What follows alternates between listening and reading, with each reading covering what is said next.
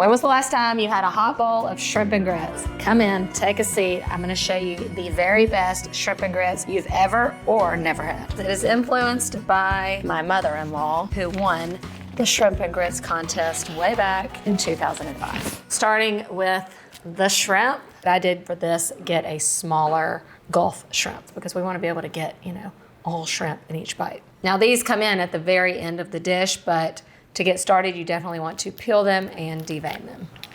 Now this is not a glamorous process.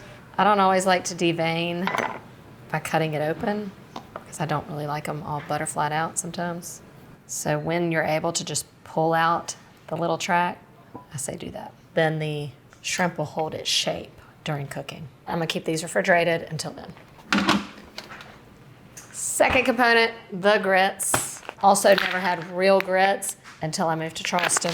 Stone ground grits are what you want. These are superior to any other kind of quick grit. The only difference is that they take way longer to cook. So you want to get this started before you start your gravy or anything else. The one thing you want to remember is that it's at least 4 parts liquid to 1 part grits. So I'm going to do like a heaping cup of grits to about 5 cups of liquid.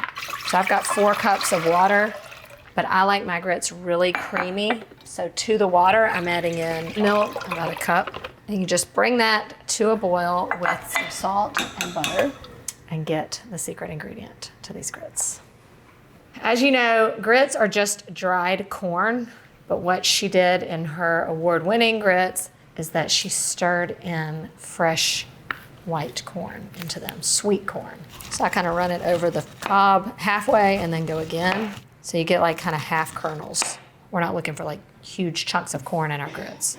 So once you have your kernels off, take the back of your knife and you run it up and down the cob and you get this milky goodness right here. See all that? And I'm just gonna add it to my kernels. They call it corn milk. And then you stir that into the grits as they're finishing. Oh my God. I thought that was pure genius. I can see the bubbles start to form around the outside. I'm gonna go ahead and whisk in the grits. Resist the urge to add more grits here. It looks like way too much liquid for grits. Trust the process. So it's come up to a boil. I'm gonna reduce the heat to just a low simmer, cover it, and check it every now and then in the meantime, we can make our gravy. The gravy is where the variations come in. This is where no 2 recipes are alike. Now, my mother-in-law and I both like a tomato gravy. Now, it's not like tomato sauce, but it has tomato in it. But this is kind of like a combination of like shrimp and grits meets gumbo. So this one starts with onion and bell pepper. I'm using sweet onion, so you want to get something like Vidalia onion. So at the end, I'll use the tops of the green onion. So I'm going to use the white parts to go ahead and add into this part so that we use the whole onion. Okay, I'll save these for later. And then bell pepper. I like a combination of green and red bell pepper. This is also something you can make ahead of time. You can have this gravy part made well in advance and then just add your shrimp at the very end before serving. Well, let me check my grits. They're trying to clump up, but I'm not gonna let that happen. Onion, bell pepper, garlic, that's the main thing you wanna include. For the tomato, she does heirloom tomato. Sometimes that can be too bougie, I do love the addition of some fresh tomato. It just kind of burst with that summer freshness that we're going for in this dish. Although to these tomatoes, I'm going to add in Rotel. I don't know how she's gonna feel about that.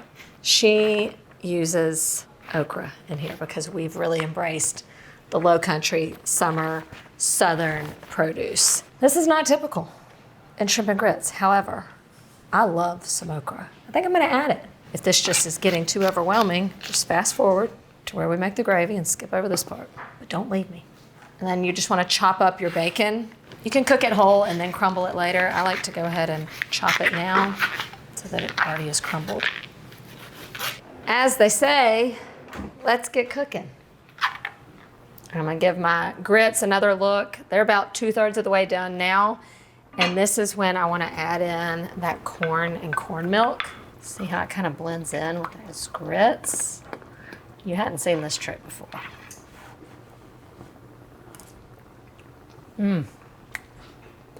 Grits need to cook more, but that flavor, it's amazing.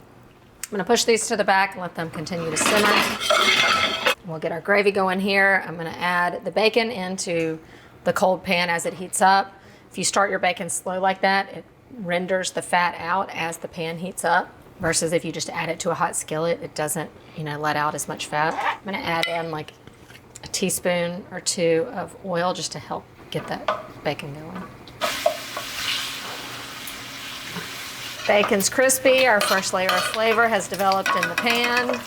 So I'm gonna take out the bacon and just drain it on a paper towel, but you wanna leave behind as much fat in the pan as you can. Got, a good 2 to 3 tablespoons. Love it. In with the onions and the bell pepper. I don't wanna add the tomatoes yet. I don't wanna steam anything. I wanna develop some color here. I'm also gonna go in with the okra to let that caramelize a little bit. Saving out the tomatoes and garlic. And then you can crank the heat up a little bit, keep this on high to saute. I'm gonna add a little seasonings, some salt, a good bit of pepper, a little bit of garlic powder, and some cayenne. Now I'm going in with my fresh tomatoes and garlic. And this is where I kind of make this my own here. I'm gonna add in some butter here and then add in a little flour to make that roux so that this can really develop into a gravy. My mother-in-law doesn't do this step. She just keeps it really thin and flavorful, which is also great, and she richens it up at the end. I just find this to be a little more user-friendly, and it kind of stretches out the gravy a lot further. Cook that for just about 30 seconds to a minute, and then I'm gonna go in with my liquid. I've just always put this in mind because I like the little kick it gives. You got tomatoes, you got green chilies. To that, I'm adding in some chicken stock.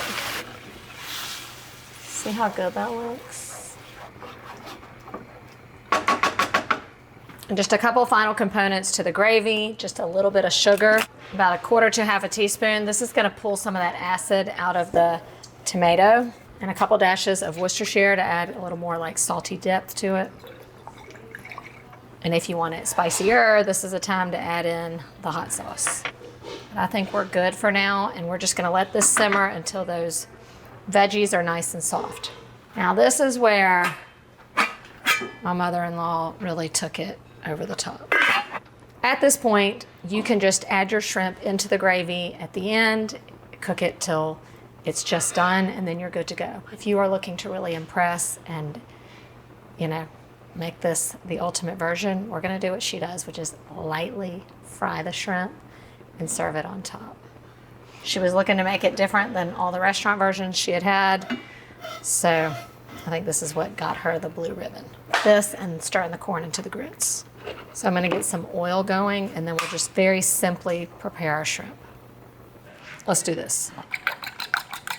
They soak in egg, and I like to give them just a good bath in the egg wash. And then you want to season your flour. So just salt, pepper, some paprika helps them get brown, and then a little bit of cayenne. Super simple.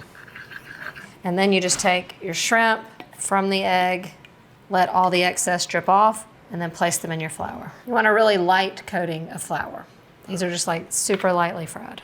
Oil hot, in goes our shrimp. This only takes like seconds, not long.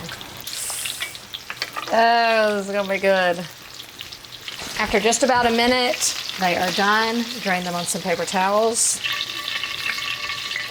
This dish calls for this. If we're gonna do it, we're gonna do it right. Yes. This is the time, if you choose, to add cheese to your grits. You can. Sometimes I do, sometimes I don't. Today I'm not gonna mask that fresh corn taste because it is got it going on in there right now. You can see how thick and creamy these grits are. Oh my God. I mean, you'll think they already have cheese in them, but I'm telling you they don't. Then goes the gravy, okay? See where I'm going? Look at that. And then the finishing touch, some of that bacon and green onion. Just want a little parsley. Do you just see the magic that is award-winning shrimp and grits? She's so pretty. But how does she taste? The Lowcountry knows what they're doing. It's just like a match made in heaven. Perfect. bite. Fresh, fresh, fresh. The corn takes those grits like to their like purest form. Then the juiciness from all those veggies. I mean, you've got the burst of tomato, that little bit of okra. Then you also have that fresh kind of scallion and parsley on top, smoky bacon, and then the shrimp. Delicate little fruits of the sea. Thank you to my mother-in-law for giving us her secrets. If you've never had shrimp and grits, please start with this recipe. And if you have had shrimp and grits, please make this recipe. And if you disagree with me, you can kiss my grits.